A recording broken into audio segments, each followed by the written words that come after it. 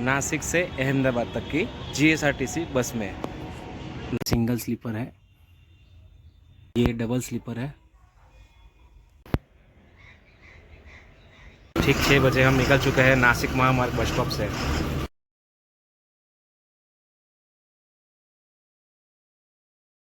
दोस्तों ये है अपना सापुतारा घाट। इधर गाड़ी बहुत ही स्मूथ चलानी पड़ती है और हमारे ड्राइवर भाई ने बहुत अच्छे से गाड़ी चलाई है। अब मोड़ देखिए, मोड़ इधर के बहुत ख़तरनाक है, फिर भी इसमें कंफर्टेबली बस निकल गई है।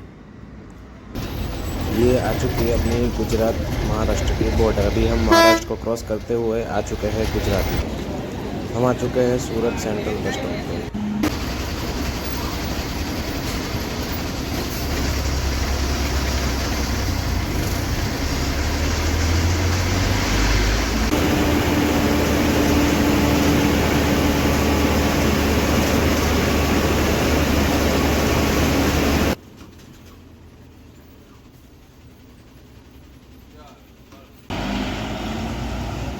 जय हिंद, वंदे मातरम। Thanks for watching my video.